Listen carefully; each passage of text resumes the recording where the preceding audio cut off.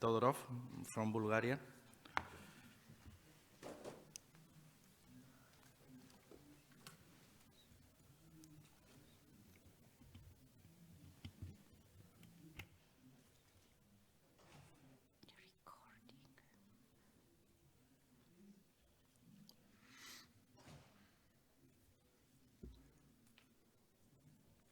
Thank you, and thank you for the invitation to this meeting and for the chance to speak. My name is Plamen Todorov, and I'm a rheumatologist from the Medical University of Plovdiv in Bulgaria.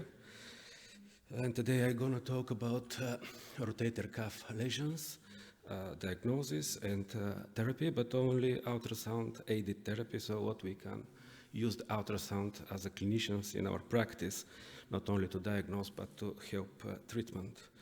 I have nothing to declare in relevance to this topic.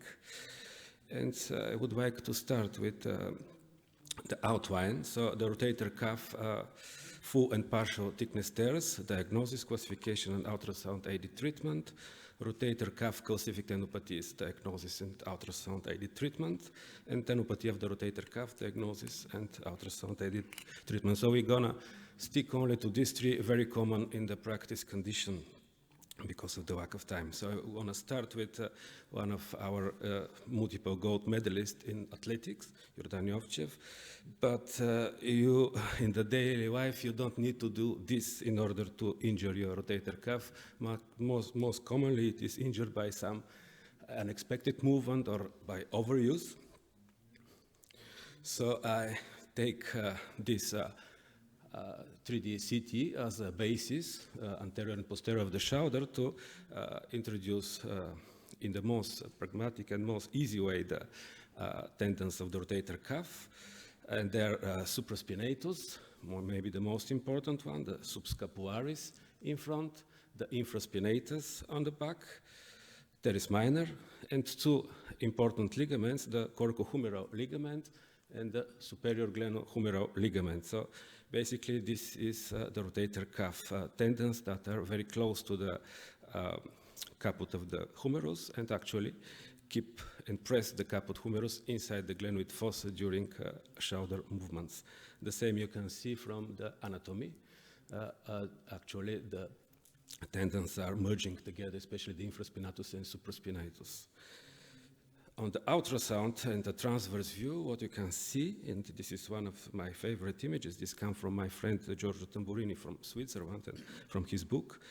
But what you can see here is actually the rotator cuff around the humerus and the humeral cartilage.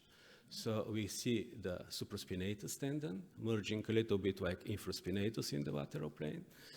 You see the coracohumeral ligament, who is actually holding together the supraspinatus tendon and form an important structure under the supraspinatus, which is called rotator cable.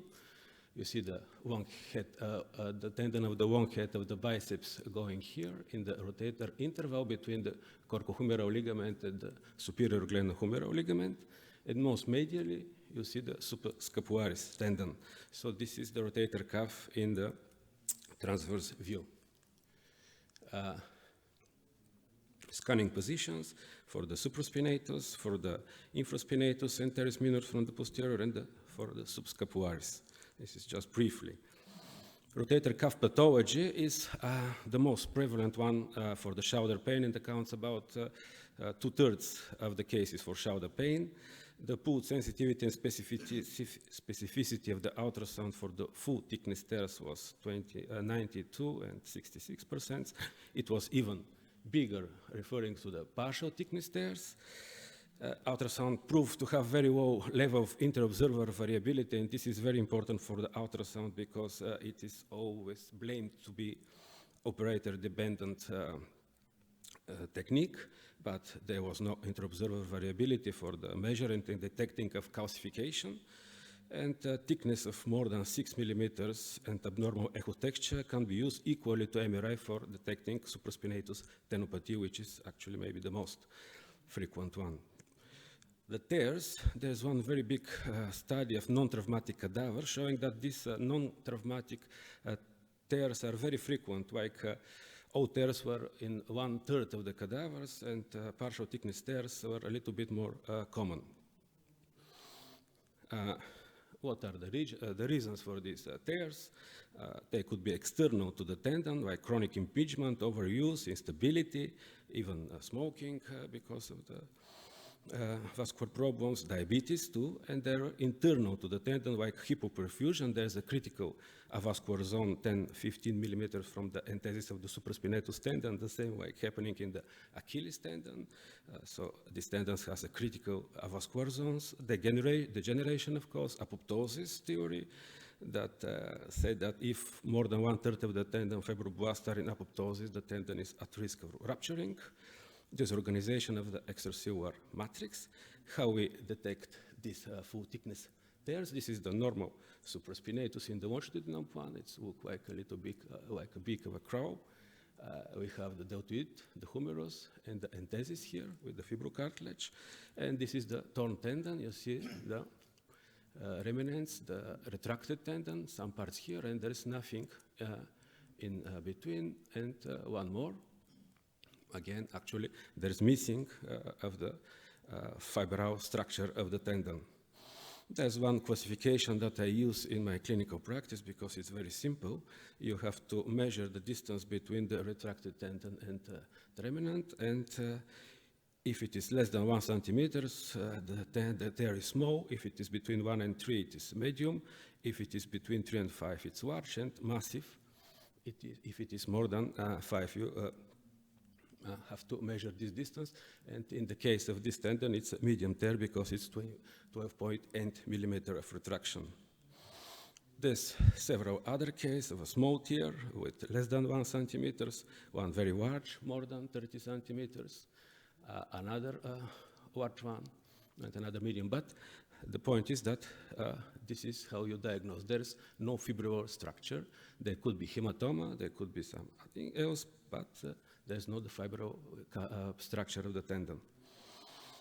The partial thickness tear, which are a little bit more common, there are 3 kinds according to where they are situated. The less common are the bursal surface partial tears, but they can bring to loss of tendon volume, so you have to be aware to not to diagnose full thickness tears. Then common are intersubstance tears in the middle of the substance of the tendon, and articular surface tears, which are close to the articular surface here. We can classify them in grade 1, tears less than 3 millimeters, grade 2 tears between 3 and 6 millimeters, and grade 3 greater than 6, or we can diagnose them as high grade if they affect more than 50% of the tendon thickness, or low grade when they affect less than 50%. So this is, in my mind, also very easy and practical. And just several cases for bursal site, for intersubstance tear, you can measure it well, and for articular site tear. In the later case, also you can use secondary signs for tear, especially if you cannot be sure. So you can use this cartilage interface sign. It's a bright line just above, just below the tear. I find this also very useful in the daily practice. And another secondary sign is if you have fluid around the biceps tendon. So this correlates significantly with presence of rotator cuff tear, like here, with the rotator cuff tears. What you can do for treatment, there's many scenarios for treatment, but ultrasound can actually, like it was pointed several times before me, to guide your injection. And there's many studies about use of hyaluronic acid in partial thickness tears. We also did one together with my colleague Dr. Nesterova in the 2 centers in Bulgaria. We included 43 patients with 2 applications of 2% hyaluronic acid, 1 week apart, and then followed the patient for 6 months. And this is very feasible and very easy and very free of any side effects. And as a practicing physician, we have to know that if we can choose between treatments, we always have to compare effect towards the side effects, and I can tell you for the hyaluronic acid, mostly there are no side effects. For the result, we just look for the supraspinatus structure, and it was full, this is in Cyrillic, but yesterday was the celebration for the day of the Cyrillic in Bulgaria, a big holiday. So 56% have a full restitution, one-fourth has a partial restitution, and about 20% has no effect on the structure. Regarding the pain, there was decrease in VAS, and regarding the function with SFAS 07, there was increase in the function. So we concluded with this that the hyaluronic acid had an effect not only on the pain, but also on the function and also on the structure of the supraspinatus tendon in partial thickness tears. The next entity that we're going to talk about is the calcific tendonitis of the rotator cuff, affects between 8 and 20% of the adults. It's very common. It is most common in the supraspinatus and infraspinatus. Diameter of the most common deposits are between 2 and 5 millimeters, so most of them are small. Most of them are linear. If they affect multiple tendons and the supraspinatus tendon, this significantly correlated with pain. Also, high body mass index correlate with pain, and the positive power Doppler signal also correlate with pain, because not all calcific deposits are painful. When you examine the shoulder, you frequently can found such deposits without any symptoms. A larger and fragmented calcification also produce more symptoms, and these are the most common findings: small and linear calcification deposit in the supraspinatus tendon. There are several theories about calcific formation, reactive calcification, endochondral ossification, and metaplasia of the mesenchymal stem cells. Whatever the case, they produce the same result. And the calcification goes in 3 phases. This is a dynamic processes. They can form and they can disappear. So we have the formative phase. The calcification are seen mainly as a hyperechoic structure with marked acoustic shadow. Resting phase, calcium deposits are thicker, more nodular, but often without acoustic shadow. And resorpting phase with deposits show both the hypogenic wall surrounding by hypoechoic area. And frequently here we have the power Doppler that can actually tell us that we are in the resorptive phase. This is another example with calcification. In the bigger one, we usually have also some bone irregularities, some erosions, and frequently we can see actually the calcification eroding the bone and going inside here in this erosion. The ultrasound performed very good. It is equivalent to MRI and also to CT and to conventional X-ray. So it should be one of the first choices for investigation for calcific tendinopathies of the shoulder. But ultrasound is more cost-effective, affordable. It is just a natural prolongation of the examination and very well appreciated by the patient, so it should be point of care or first imaging method.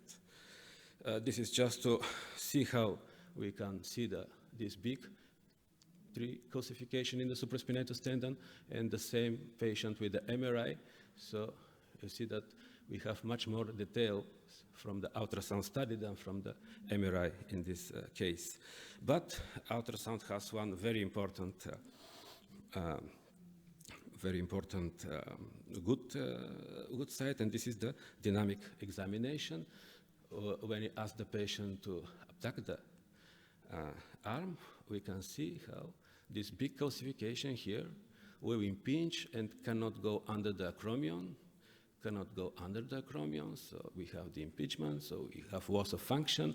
If we move a little bit anteriorly, so we are here in the region of the coracoacromial ligament, again we see impingement and the calcification cannot go beneath the coracoacromial ligament, and again the acromion, so we can see that this calcification will cause problem not only with pain but also with the function of the patients.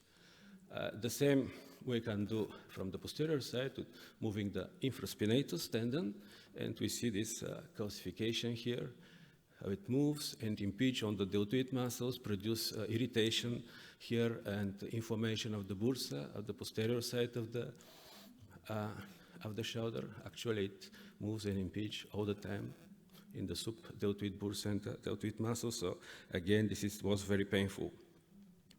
After the diagnosis, what we can do for treatment of the patient regarding the use of ultrasound, what I chose to present briefly is what we do, and with a good success, and this is calcific aspiration and lavage, or called also barbotage. And the literature, there are strong levels of evidence suggesting that needle aspiration and lavage should be proposed to patients with calcifications. Of course, this calcification should be soft. It's best if they look like this, a little bit amorphous, soft, without acoustic shadow, because actually your needle should puncture the calcification. Ultrasound guidance provides real-time monitoring of the procedure with repositioning and adjusting if it's needed, because sometimes it will push back your needle. So actually, this is the lavage, and we are seeking to create hole inside this calcification, so we can lavage it out to create hole in the calcification. So basically, we do repetitive pushing over the plunger of the needle in order to produce pressure here inside the calcification to produce this hole, and then we just push inside saline. It's done with only saline, and push it out, so it slowly will lavage out the calcification. And this is the ultrasound monitoring of this lavage. And this is what is coming out of the needle. This is part of this solidified calcification, and at the end you can have this inside your syringes. Actually, the calcification was lavaged out, and we have this in an old man with big calcification. In 8 weeks after the lavage, he has only a small residual one. To finish up is with the tendinopathy of the rotator cuff. It is a common diagnosis. The rotator cuff would be with the supraspinatus tendon would be with fibrillar structures here, with well-preserved margins and no hyperhingicity inside. And in these cases, we have increased thickness of the tendon, should be more than 6 millimeters, but it increased with inhomogeneous internal structures, and the same with longitudinal plane. So we can easily diagnose tendinopathy of the supraspinatus. How we are going to treat this? There's many methods. What we do recently is to inject platelet-rich plasma inside.